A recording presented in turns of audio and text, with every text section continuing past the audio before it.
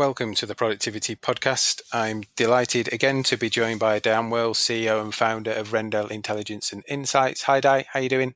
I'm good, Simon. Thank you. How are you? Good. It's still warm. It's been warm forever.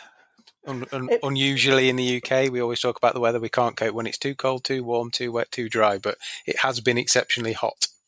It has, and I think we're on our third little mini heatwave, I think.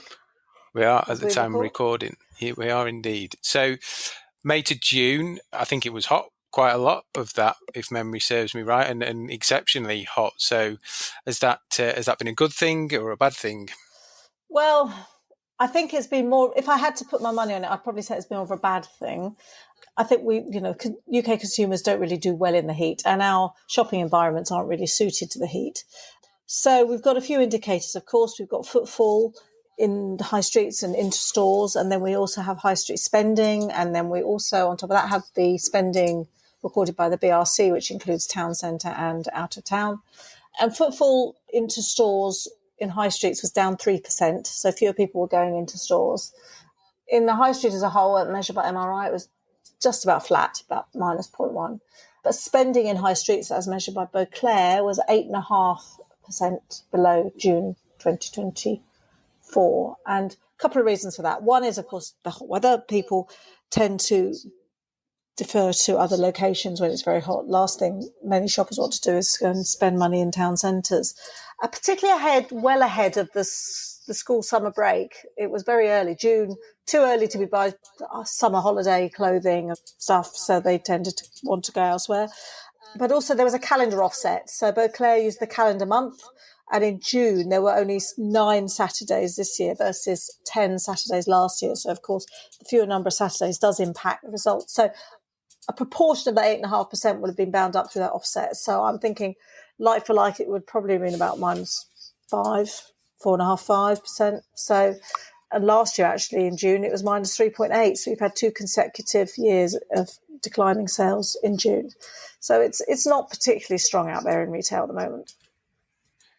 No, and as you say, I think the important note, food is Barbie food, isn't it? So that clearly goes up. But we're not set up in this country to deal with the extreme. So retail parks, big tin sheds, not many aircon, unless typically it's got food, really uncomfortable to shop in when we get warm in this country. You don't typically then go into the high street. So, and we were talking off air, the regional shopping centres, your Meadowhalls, your Westfields, your Trafford centres, probably the better places. I don't know if there's any data that shows they get bigger footfall when it's really hot because they're the big open spaces, but everything else just isn't a nice environment.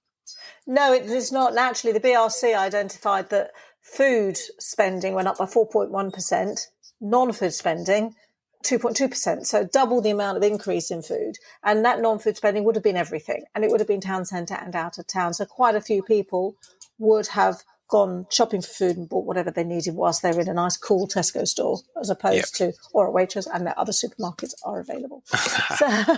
So, you could see the difference, really. Well, the predominantly was food, but also what the Beauclair data shows us is that actually in high streets, the ATV of spending was sort of on par with last year. It was only 1.1% down. It was the number of customers and number of transactions they made that dropped. So there are just fewer people out there buying products. They just didn't want to spend. And of course, we lost that Saturday, which would have impacted stuff as well. So, and food and drink in high streets was 10.5% below June 2024, whereas in June 2024, it had the 10 Saturdays, it was 2.4% up on 2023. So you can see the difference the heat makes. So as always, we're blaming the weather partly. We do. We like to blame the weather, don't we? And that theme is very familiar. I mean, we talked, I think it was last month again, about ATV being relatively stable. So there's just less people buying. The ones that are buying roughly the same. And I know there's kind of post this month that we're talking about, inflation's gone up as well. So there's still all these headwinds that we've talked about now for what seems to be forever. Absolutely. And I mean, the government, to be fair, it was the increase in inflation was forecast, not that helps anyone particularly, but it's got, inflation's gone up to 3.6%. And that's occurred in, utilities for housing. It's gone up by 7.5%.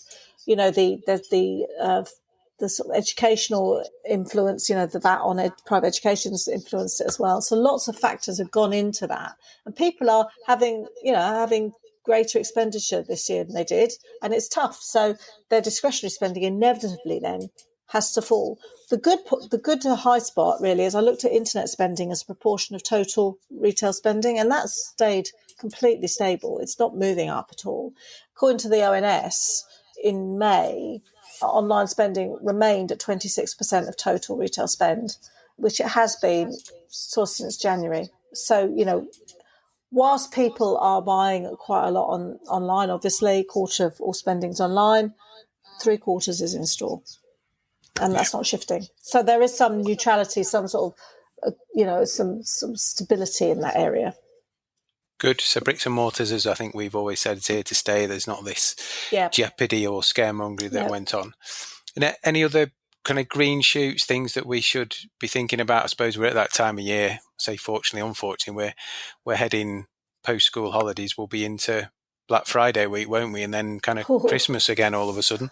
I know, it's scary, isn't it? I know we're at the halfway point in the year now. And, I suppose the green shoots are that the internet hasn't overtaken bricks and mortar, as we said. And in fact, actually in the clothing, footwear arena, that proportion of spend online has come down over the last sort of 6 months or so. In December, it was sitting at 30%. The few months before that, it was around 29, 28, 27. It is now 26. So, people have gone back to store to buy clothing. Yes, of course, people are, using the internet as part of their natural buying process. I do. Everyone does use it for research and price comparison, but people are looking to stores. And whilst June was difficult because of the heat, actually people do enjoy going to stores and buying in store. And that is, the thing that I think we should keep it in focus, really. Yeah, and some good deals out there as well. There's blanket deals. I think M&S have just done a 20% off menswear for those that are interested. So there's some big incentives to be had if you're in the market. So as a consumer, it's good for us in terms of being able to access those deals. So we won't dwell. We're kind of on this kind of path of uncertainty still that again we've talked about on many an episode. I suppose a couple of things to throw in that we're seeing. Unemployment seems to be rising. I'm sure everyone listening is on LinkedIn. You'll see less people changing jobs or putting their "I'm available to work" banner on when unfortunately they've been part of a restructure. Lots of restructures going on, head offices, field roles, and unfortunately kind of store-based roles as people look to manage this cost base, primarily driven by NI, but I think some of that's a bit of a smokescreen as well. There'd be poor trade and poor profit and all sorts of stuff. So maybe we keep an eye on that as much as we can in the next couple of episodes, because I think that's something that's going to start to take centre stage as we navigate towards Christmas. Yeah, I agree completely. And of course, people see other people, their friends and their relatives losing their jobs or in a difficult position. And it means that they then rein their spending back because they have become fearful.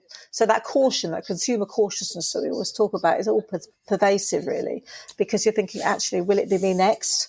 And so the spending is pulled back even if they don't lose their job because they're just nervous. Yeah. And someone asked me this the other day, and I don't know if you've got the answer. It's a bit of a left field question, but if it is so hot in the UK, does that mean more people go abroad to get away from our heat, or more people stay at home to enjoy our weather? I don't quite know the answer. No, and I mean, if you see the news reports of Bournemouth and Scarborough, you see the beaches heaving with people. I think in general, people value and place holidays higher up the priority list than they did before COVID. It's some sort of more of a must-have now, and people then will divert what would spending in on products and domestic stores to holidays. I think there are a lot of fairly low-cost options for foreign holidays, and you can defer payment options. So people, I think, will probably a lot of people will opt to go abroad just for something for a change of scene, and it is fairly expensive to holiday in the UK. And so a lot of people will do that. So I think it's just the nature of having people prizing holidays very highly. And if they go to a coastal resort in the UK, it doesn't mean they necessarily go shopping either. They'll go and spend in bars and restaurants, which is great, but it won't always be in the town centre. And so it doesn't mean that the town centres and the shopping centres will benefit from that either. Interesting. So, yeah, that'd be an interesting one to keep an eye on. As the summers seem to get hotter and drier, actually, does that economically have a big impact, or do we adapt? And I assume the more people that stay in the country and go to seaside resorts put it back into our economy, don't they? Ultimately, not into somebody else's. Yeah, absolutely. It does go into the sort of GB limited economy, absolutely, and that's always helpful. But I think that our holiday industry, our domestic holiday industry, isn't probably kitted up or used to this influx of people due to incredibly hot weather all the time. We were sort of used to lesser numbers because the weather's been so regularly poor. And suddenly you get these huge numbers of people heading towards coastal resorts, and they're sort of saying, we can't cope. So I think there's some adjustments to be had and to be made there as well. Yep, an opportunity. Absolutely. Brilliant. We'll pause there. Fantastic to chat as ever. Consistent theme, I think. Let's see where the next couple of months take us as we start to navigate into probably most retailers' key trading period. So thanks again, Di. We'll catch up soon. Great, Simon. Thank you.